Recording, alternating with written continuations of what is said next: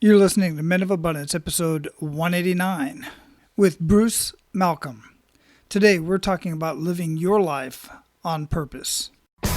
Welcome to Men of Abundance, the podcast for those looking to level up their lives by hanging out with some of the greatest leaders and established professionals in our community, living a life of integrity, honor, and the abundance mentality. Prepare to pay it forward with your host, former Army medic turned lifestyle entrepreneur, Wally Carmichael.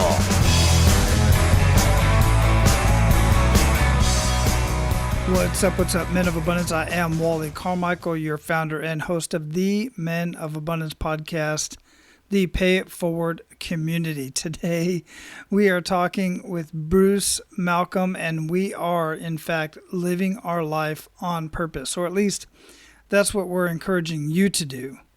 I'm living my life on purpose. I know Bruce is living his life on purpose. What about you? Are you living your life on purpose? We're going to find out here in just a minute. If you're brand new to this amazing Men of Abundance community, I want to welcome you personally. I want to thank you for chiming in. I hope you get something out of these conversations, and I hope you pay it forward to others by sharing this podcast and community with other men that you know that are in your circles. And guys, it is so easy to share Men of Abundance with others in your life. You can simply share menofabundance.com on your Facebook, Twitter, email, or just write it down and give it to somebody. Or you can share directly from whatever app that it is you're using to listen to this podcast right now. Just click on the three little dots. A drop-down menu will come down, and share in a text, email, whatever it is that you want to do. Just be abundant in your life today. Pay it forward and share Men of Abundance with everyone you come in contact with. All right, guys, as I said, Bruce Malcolm is our featured guest today, and Bruce has a master's degree in counseling psychology. Bruce practiced for 6 years with children and families providing school-based clinical counseling. Currently, Bruce teaches at several colleges and universities while providing coaching to adults who seek to learn to use their purpose to live fuller, more authentic lives and better engage in their relationships and careers. Men of Abundance, it is my pleasure to introduce you to Bruce Malcolm. Bruce, welcome to Men of Abundance, brother. How you doing?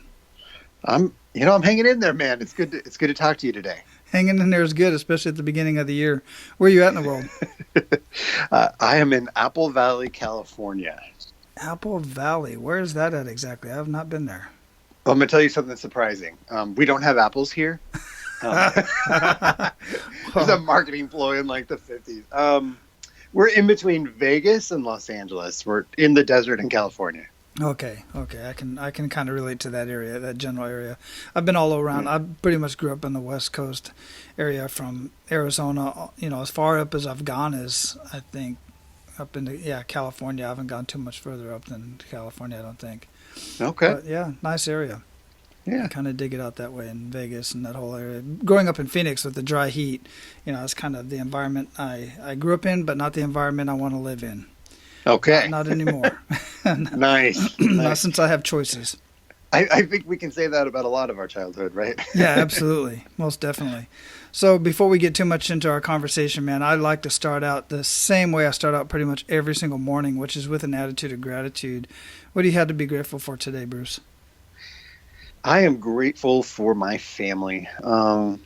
We accomplish a lot as a family, and I think that we're able to accomplish a lot just because we've learned to rely on each other and we know each other's strengths. And often at the end of the week, my mind is blown with everything that we got done.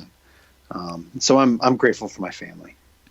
That's cool. I like that you brought that up, that you work together with your family and you all feed off of each other's strengths, and assumingly that also means you feed off of each other's weaknesses, because where one is strong, the other one will pick up the slack. I say this, I literally just had this conversation a couple weeks ago with my wife and a couple other ladies that we were talking about building job resumes and stuff like that. And I was like, well, if you really sit down and look at what general family does, a family is a full-on business. I mean, everything. And many businesses don't even have all the aspects and all of the departments, if you will, that a family has, from the transportation specialist to the dispute resolution, Accounting, department, accounting. I mean, you right. name it. It's just amazing to run a very well run family is no different than running a very well run business. Yeah, yeah, That's pretty cool. yeah. Well said. So, before we got started here, I mentioned a little bit about you and what you have going on, but I have this one question that I like to ask everybody, and it'll kind of roll into a little bit more about who you are and what you're doing. And that question is, how would you describe yourself?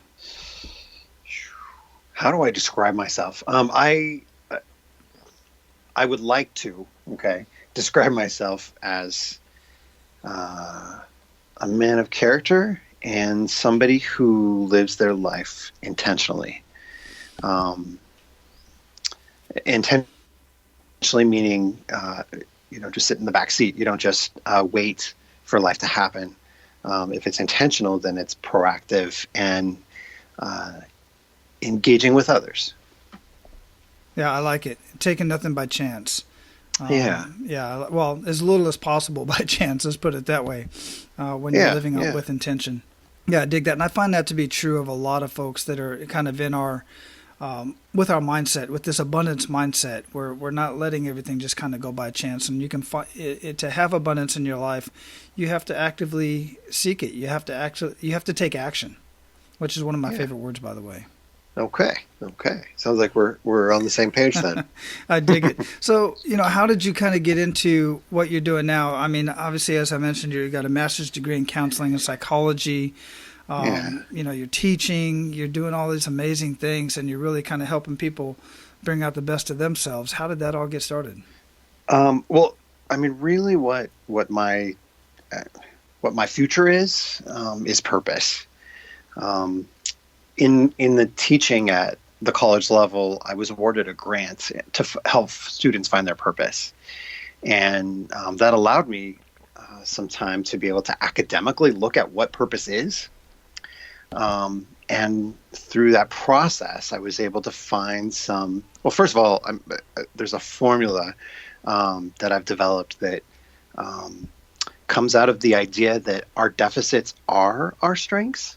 So us at our very worst, if we can harness that same energy, us at our most angry, if we can take that energy, the reason that we are the most angry in that moment is because it is hitting on an area that we really have a heart for. And if we have a heart for it, when we see the opposite of that happen, it's going to make us mad. And that happens in our arguments. It happens in our jobs. It happens at Target.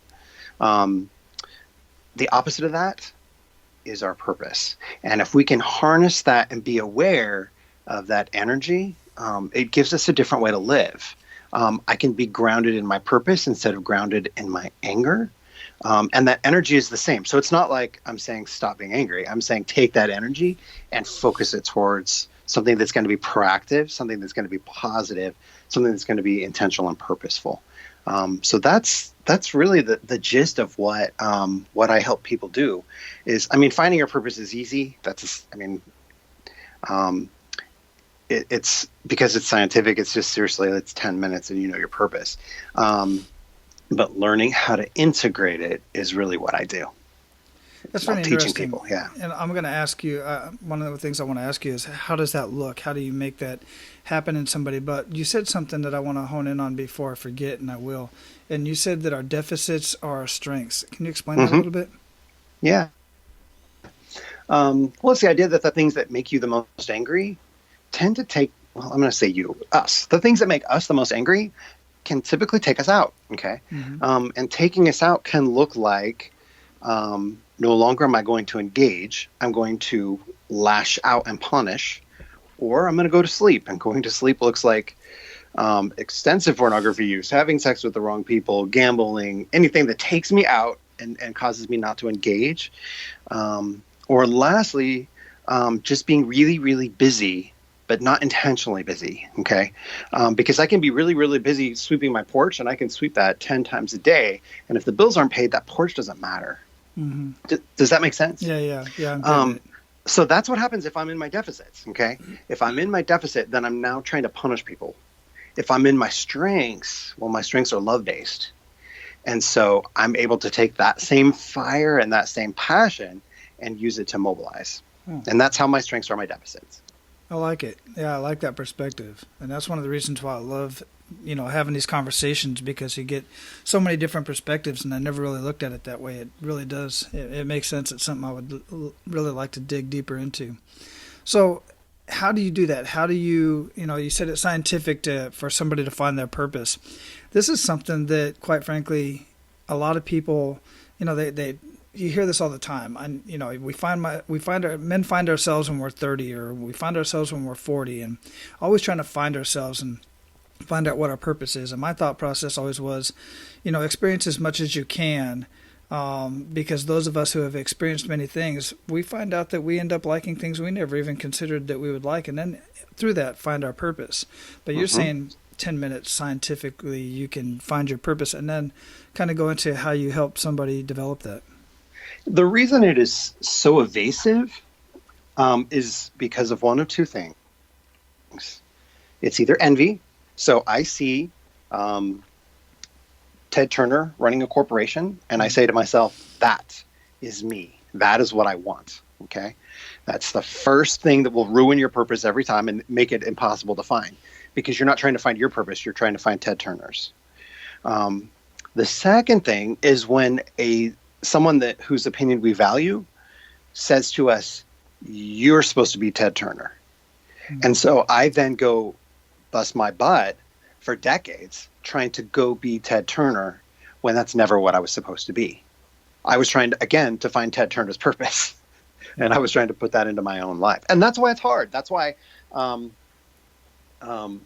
it can take experiences and trying to flesh stuff out. You can find your purpose, absolutely. What I found, though, is that if you can identify a painful situation and you can hone in on the feelings, you found what your purpose is. Now, there's two sections of that. So there's a major category, which is what I call your fuel, and there's three of those, and so all of humanity fits in one of those three. And then based on those three, there's subcategories as well. Do you want to find your fuel? Oh, absolutely. You asking me if I do? I'm going to ask. Let's do this live, man. Yeah, absolutely. Yeah, I'm always looking for that fuel. All right. So I'm going to ask you, you're not going to share it with me, but you're going to think about something. Because again, your purpose has been at work in you your entire life, from the time that you were, in fact, from before you were born, all the way up until, just before we took this call. Your purpose was ingrained in your personality. So you're going to think about a time that you were either traumatized or a time that you had a big argument, with a partner, a business breakup, a something that really rocked you. Okay. And again, you're not going to share it. You're just going to bring it to mind. Okay. Mm-hmm. You with me so far? Yes. All right. You got it? Oh, yeah. All right. In that moment, and by the way, after we answer this, I'm going to give you three choices. You're going to pick which one you felt the greatest. And then I'm going to show you, we're just going to dive into the fuel. So I'm not going to, get specifically into your purpose, but we'll be able to show you the way you do your podcast, the way that you run your family, all of that, just based on how you answer this question. So in that moment, did you feel, here's the first category, excluded. Excluded means left out, abandoned, or alone. Okay, that's the first one. And you may feel more of these. Okay, we're just going to pick the biggest. Mm-hmm. So excluded, left out, abandoned, alone. The second one is unsafe. Did you feel deceived, ripped off, stolen from, or just horribly vulnerable? Okay, so we have excluded, we have unsafe, and then the third category is insignificant.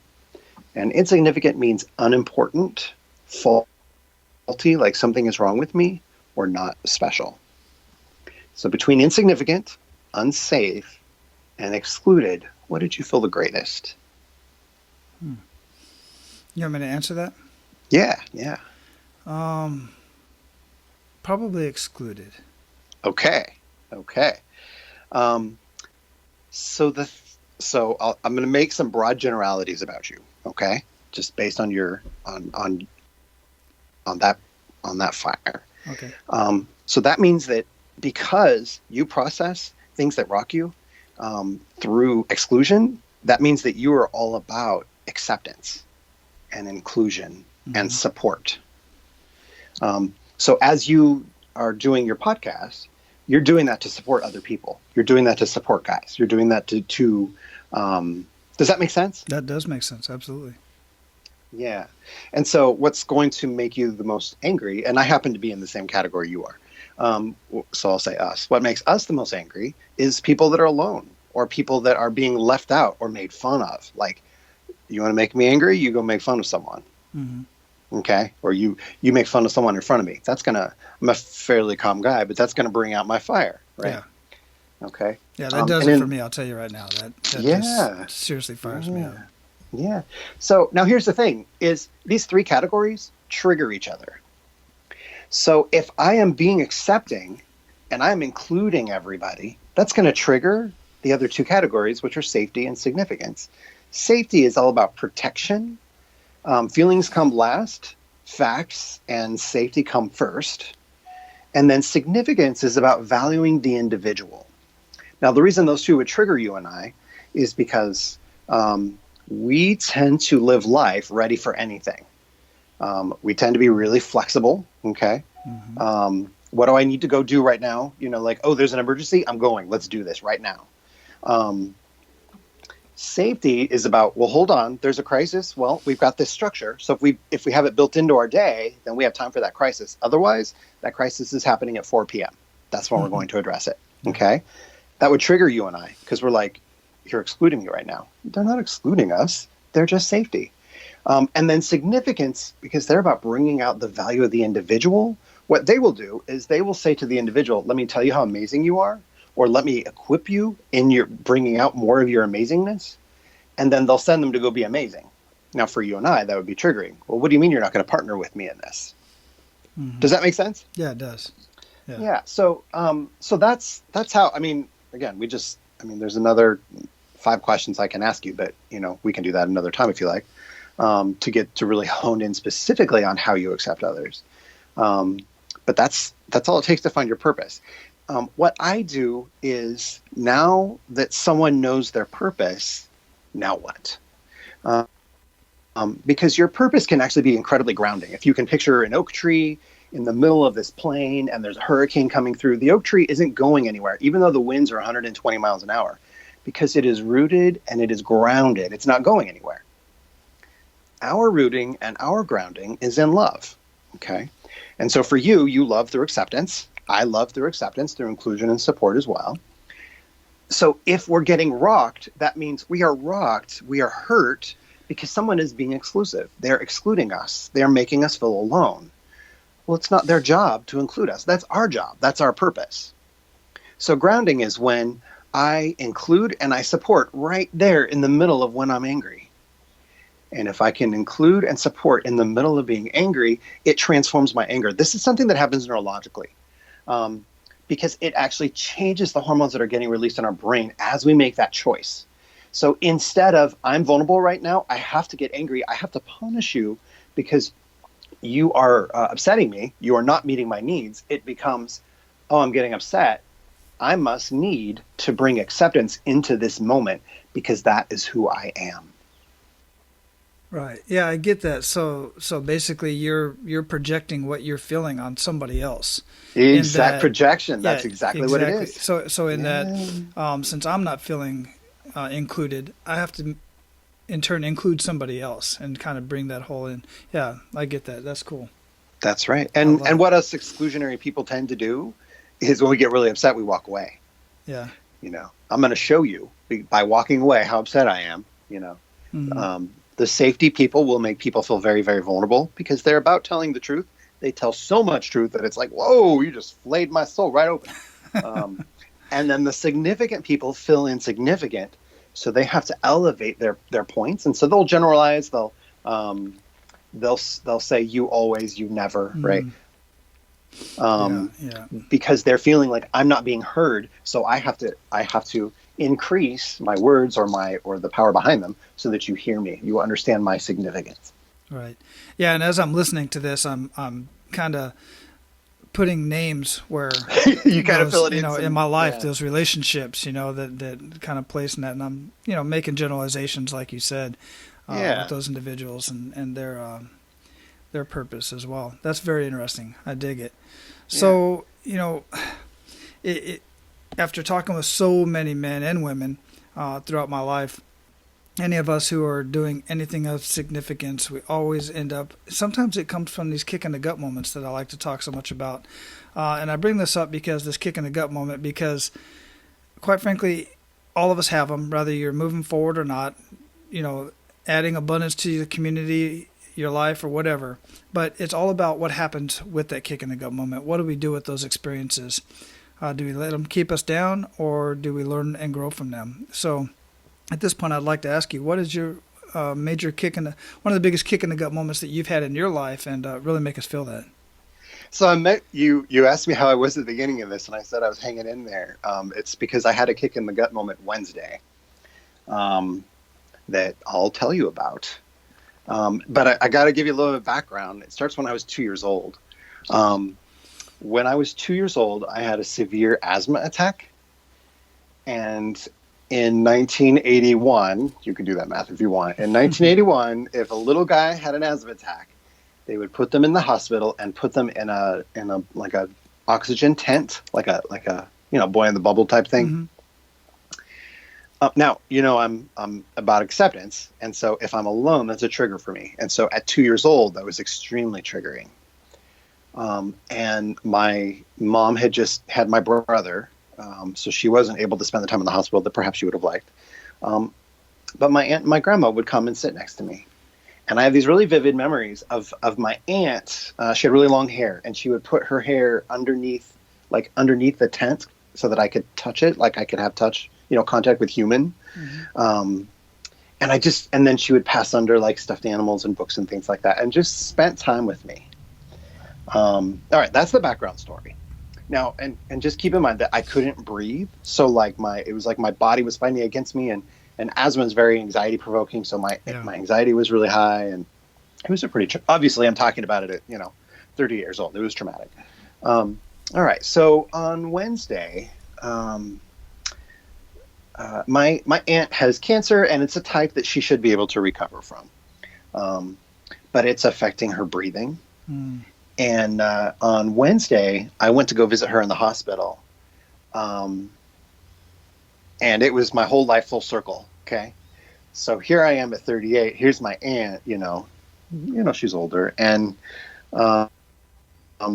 she couldn't breathe.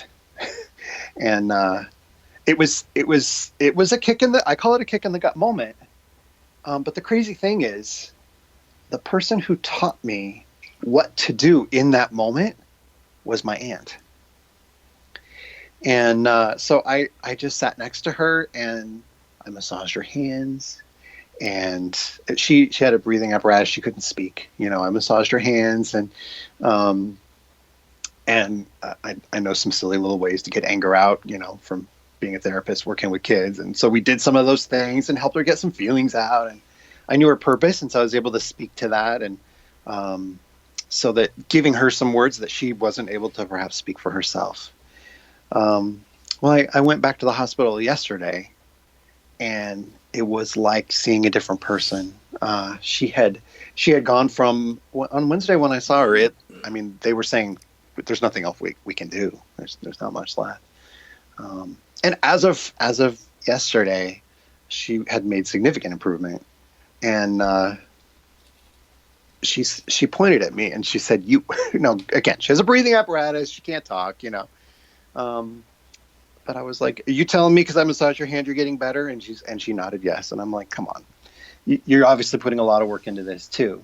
But I think what that goes back to is she is the one that taught me how to do that. She's the one that gave me that compassion and that presence. And I was able to give that back to her. Anyway, so that's my kick in the gut moment. I'm telling you, a lot of guys, they have a problem with this. I just know it because I have these conversations all the time, and so many guys just kind of shy away from it, and they do what you said earlier. They just walk away. from the whole conversation. But the fact of the matter is that human connection and mindset are healing properties and healing energy like none other. Absolutely none other.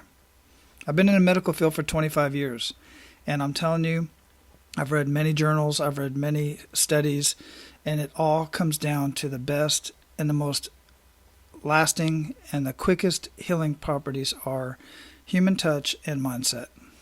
Nothing compares. Yeah. Yeah, I agree. I absolutely love that story. That's wonderful. So with all of that, I mean, you must have some other good news stories that you've had with, some of your clients and the kids that you work with. I mean, goodness, I'm just a sucker for stories about kids that are, finding their purpose early in life and really kind of starting to make something of themselves. Not really completely have everything figured out, but that's the whole beauty of it, right? Is finding your purpose and then letting it just happen along the way. I'm rarely passive about anything, but once you find your purpose and then you just kind of let things happen, it's just the most amazing thing because you really find your zen, if you will. You find your ground. Well, you call it zen. I call it your grounding. Yeah, exactly, absolutely. And that what's the other term that I use that I've heard and I use once in a while? Basically, you're in the zone, and you just know you're where you should be. I'd love to hear a couple of those stories. Of me being where I should be, or helping people to find where they should be? Helping others. Yeah, helping others. Okay. Well, the very first time I started using purpose as a way to help people, it was in a class that I was teaching. It was human development, so we're supposed to be going over developmental stages, which gives me some license to help them through their current developmental stage, which looks like self-actualization, finding purpose, all these things that you and I are talking about. Mm-hmm. So the homework assignment with purpose is that you have to engage with another person.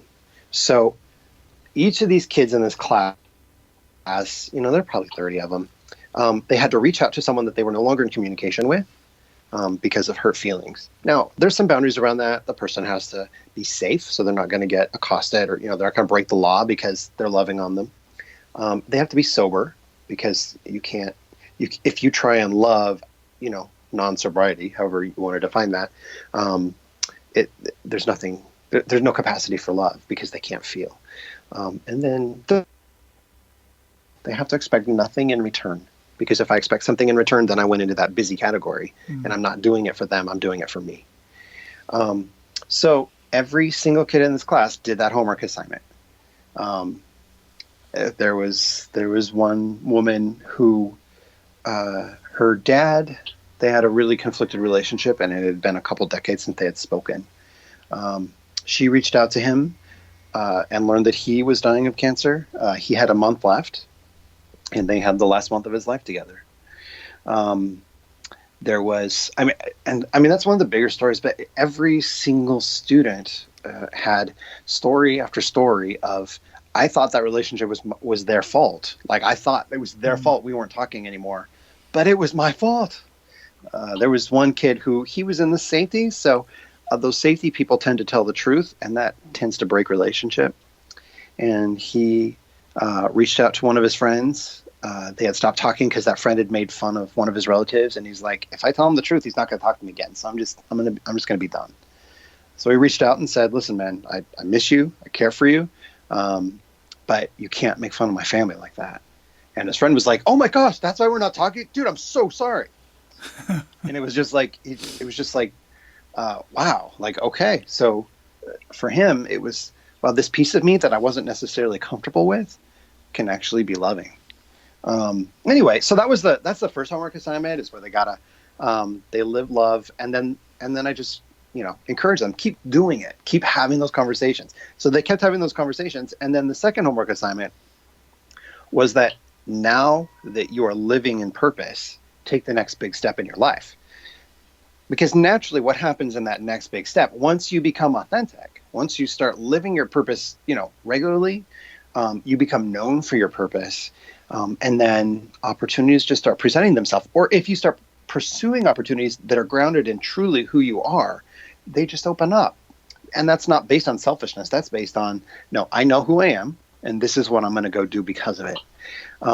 Okay, so these students, and this is community college class, right? So these are people that many of them were struggling with life. They were struggling certainly with academics. Every single kid in that class did something crazy. One of them decided to move to Texas so that she could go be a nurse there. 4 of them enrolled in a nursing program the next semester. And they were all like, I never would have done this if it weren't a homework assignment. Mm-hmm. One of them,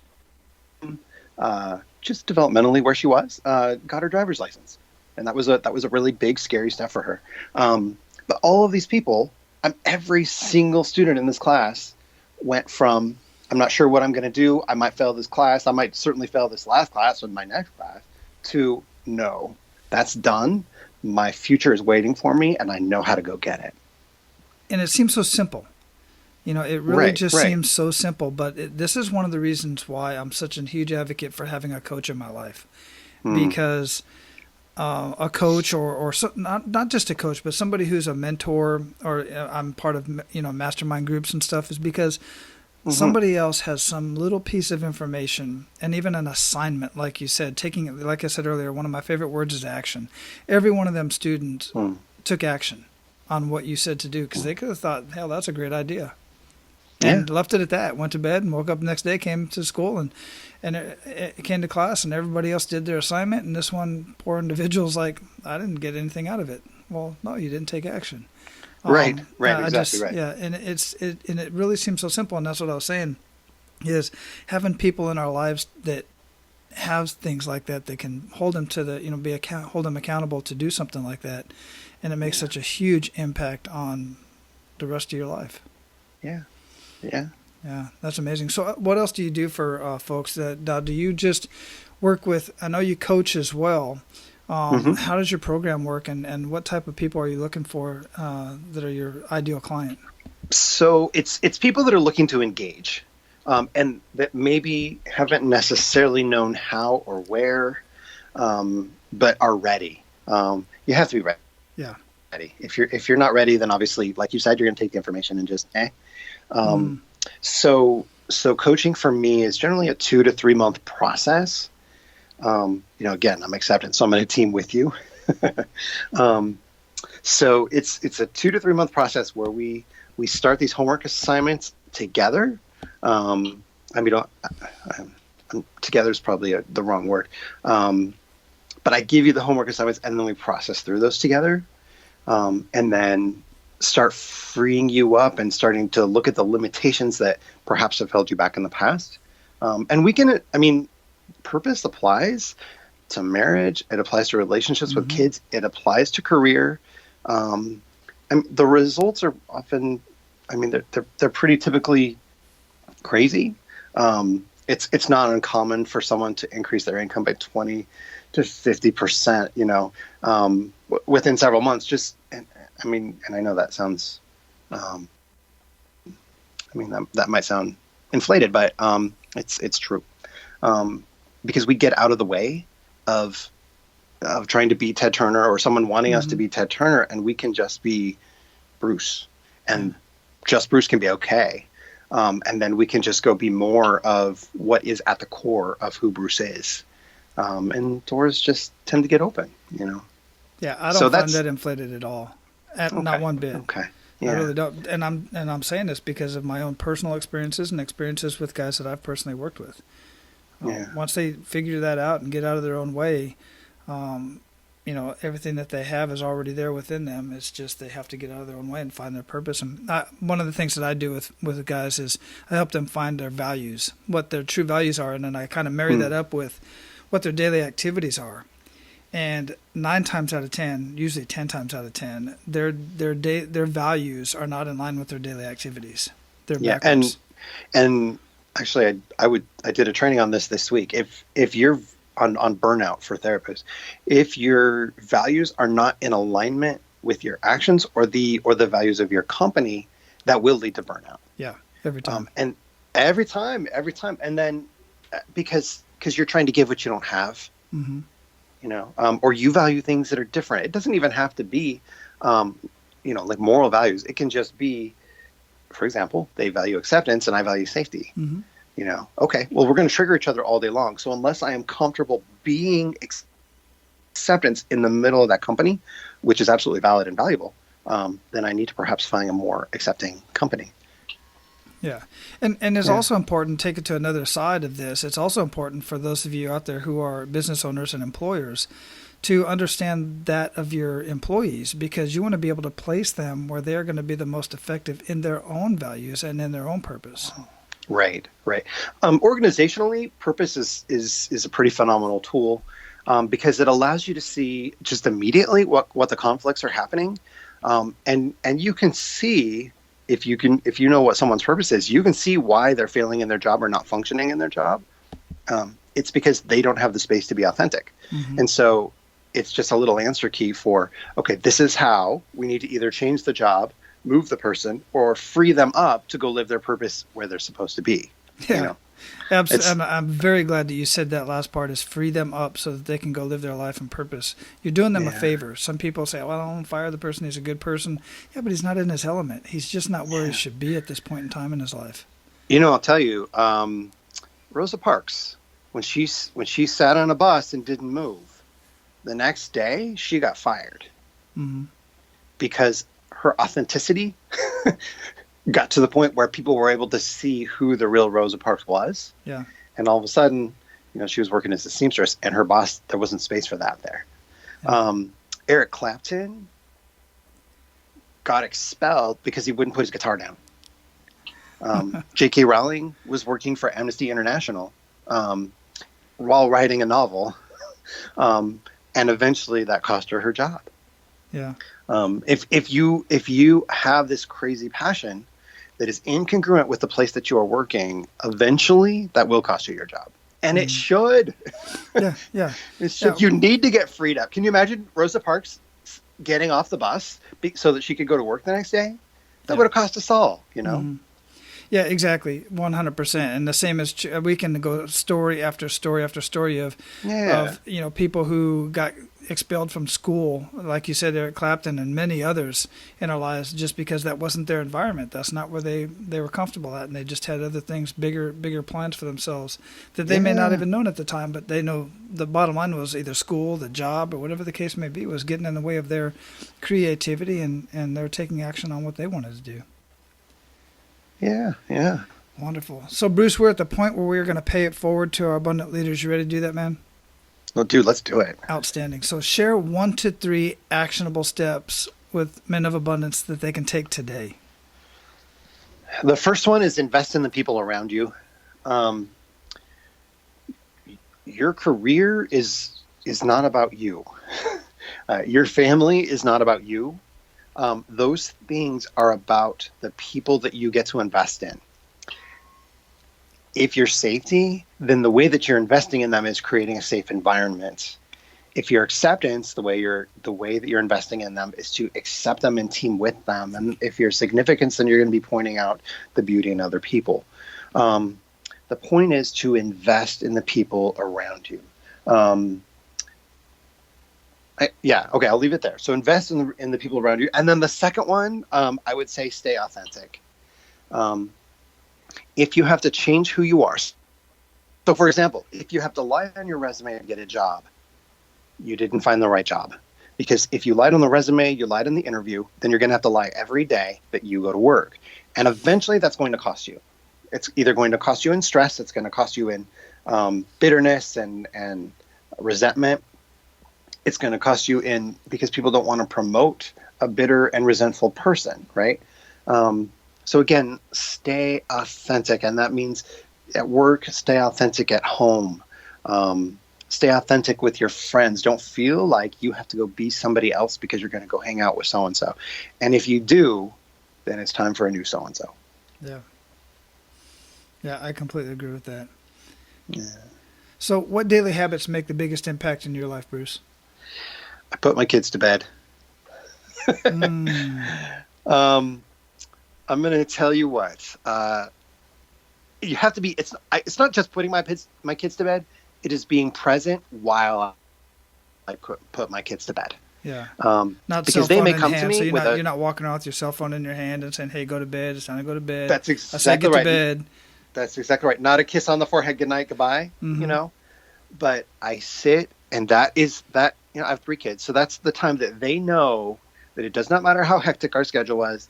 It doesn't matter how crazy. It doesn't matter what a bad day. It doesn't matter. They get that time with dad to themselves every day for their entire life.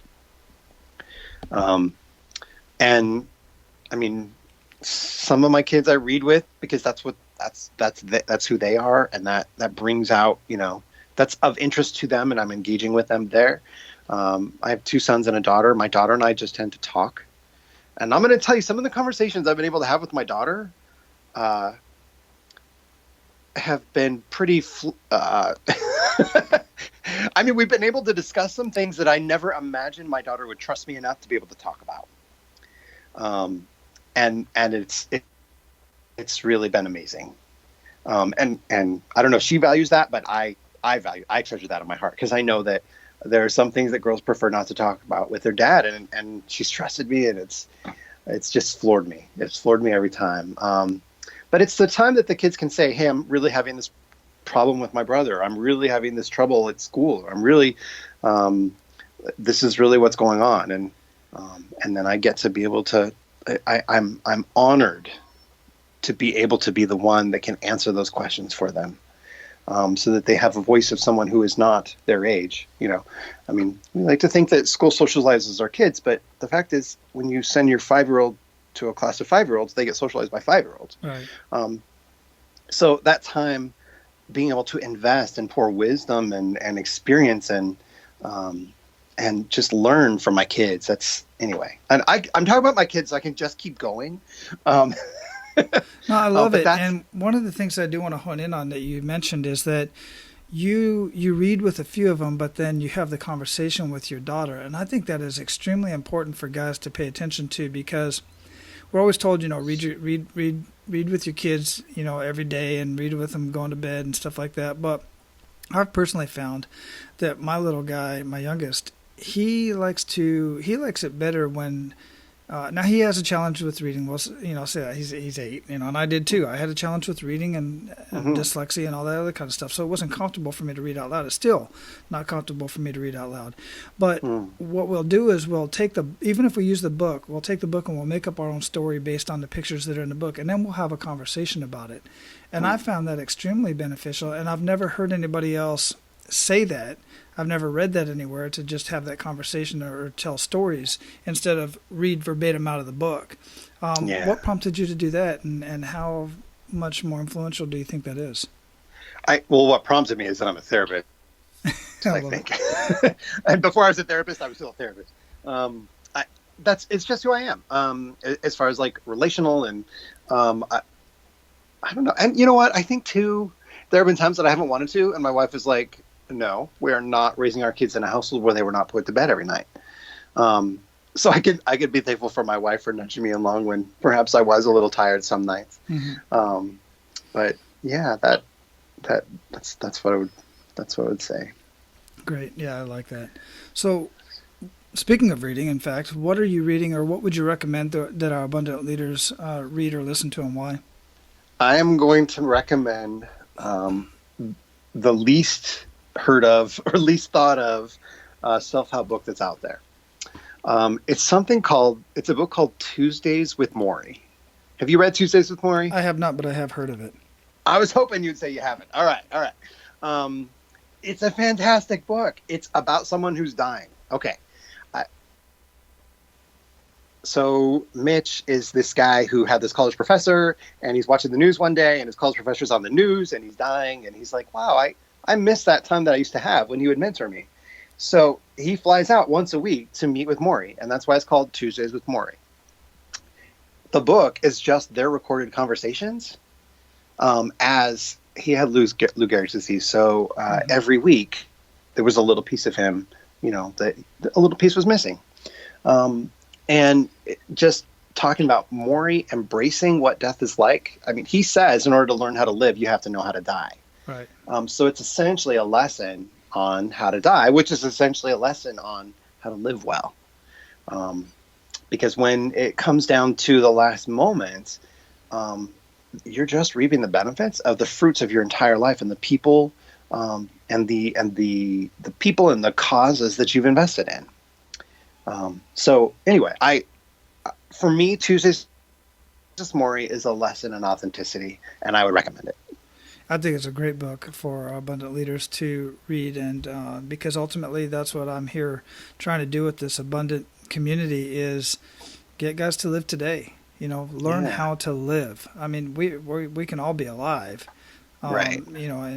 But few people are truly living because they're holding on for something. They're waiting for that, that extra income or that next raise or that time off or the kids to get out of school. I mean, it just goes on and on and on. And next thing you know, where did it all go? Right. Where did it go? You just pissed it away, basically. Right. So what do you feel, speaking of that, what do you feel holds most people back from living a life of true abundance? I think it's in inauthenticity. Just trying to fulfill the expectations of others, whether that be their neighbors, their parents, their spouse, their, trying to fulfill the inaccurate expectations of others, or putting expectations of themselves because of envy. I work with a lot of counselors, and counselors, we have this unique, no one became a counselor because they wanted to make a ton of money. So they're all in the work because they love the work. And so, around the office, the conversations are like, so what would you do if you won $1 million? I would do exactly what I do. It might look a little bit different. Yeah. Because who I am is authentic, and what I'm doing matters. Mm-hmm. And the opposite of that is in authenticity, where I'm living for, like you said, the next pay raise, the bigger house, the better car. It's just a different way to live. Yeah. 100%. I completely agree. And I'm definitely going to get into that book. I have heard of it. It turned into a movie as well, right?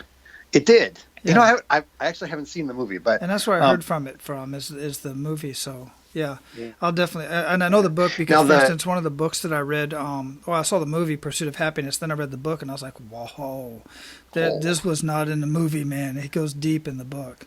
Yeah. If you listen to the audio version of Tuesdays with Maury, at the very end of it, they play some of the recordings. Which is perfect because I love audiobooks. It's fantastic. I devour audiobooks. Yeah. It's a short read. It's nothing crazy, it's just good. Okay. Awesome. Yeah. I'll probably be downloading that book today. Nice. Because I'm done with my audio. I was traveling and I listened to like 4 audiobooks in the time that I was traveling. So I'm ready to get a new batch. So what does living a life of abundance mean to you, Bruce? I'm going to say an unpopular answer. A life of abundance to me means at times an understanding that there are seasons of unhappiness in the short term that I have to go through for long-term fulfillment. Mm-hmm. I would not take away that time that I spent in the hospital for anything, even though it was deeply traumatic. Okay. I wouldn't take away the really difficult seasons in my marriage, because in those seasons we learned how to reach out. We learned how to get the help we needed. We learned how to invest further in each other. And at the other end of it was fulfillment. And that's what abundance is to me. It's not abundant things. It's abundant experiences. Mm-hmm. More stuff is just more stuff. You can only have so much celery in your refrigerator, before all of a sudden it's just overflowing, and that's an abundance of celery. That's not what life's about. It's about who you're sharing that celery with.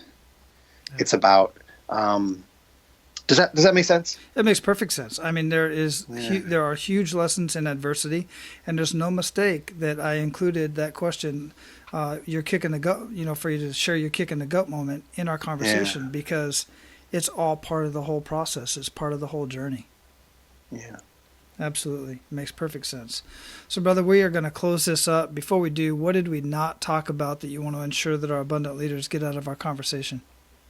If I might put a plug to myself, absolutely. Is that okay? Yeah. Obviously I'm available for coaching. You can find me on Facebook, Transformation Through Purpose, or at purposefire.org. That's how to reach me, and then we can start talking about just have a light conversation on what you want to work on and move forward from there. But there is one piece that I really want to give emphasis to. What love is it means, and love and purpose, those are interchangeable. What love and what purpose means is giving without expecting anything in return. So if I could leave with a single point, it would be true unconditional love is, I'm not loving you because I need you to do something for me or because I need you to treat me better. I'm loving you because I love you. That's a great point. You are the fact of the matter is you are 100% responsible for every one of your relationships in your life. Yeah. And once you realize that, what you just said rings completely true with me, and I totally agree with that. Thanks for sharing that. Absolutely. Outstanding, man. So we will have all of your links linked up in the show notes at menofabundance.com. And man, it's been a great conversation. I got so much out of this conversation. I don't take notes during the conversation. I take notes later when I do the editing and stuff. All right. But I'll be listening to this one even before I do the editing, because there was so many. I just had some aha moments just during this conversation. That's what I do this for, man. I hope some of you guys out there do it too. I'm glad, man. Absolutely. Oh, this has been a lot of fun. And if you want to schedule some time, just you and me, to find out what the rest of your purpose is, we can certainly do that. Oh, absolutely. I would definitely be open for that. Yeah. All right, Bruce. Have an amazing day. I know you're busy with your family, and that's a good place to be, man. Yeah, absolutely. Thank you, sir. Thank you for your time. My pleasure. Aloha. Guys, everything you do must have purpose in order for it to be truly meaningful. Well, not everything has to be on your calendar, but I too like to be spontaneous. However, I'm still spontaneous on days I've planned to do so, if that makes any sense. Look, just live the life that you want to live. Live the way you want to live. That's what the abundance mindset is all about. But if you want to live an epic life, live a life of abundance on purpose. Now, go out and live your life of abundance. And guys, make sure to pay it forward. That's all for today, Abundance Leaders. For more about our guests and the powerful information we shared with you today, be sure to sign up for our mailing list at menofabundance.com. We appreciate your time and look forward to hanging out with you on our next episode. So until then, be sure to pay it forward and live your life of abundance.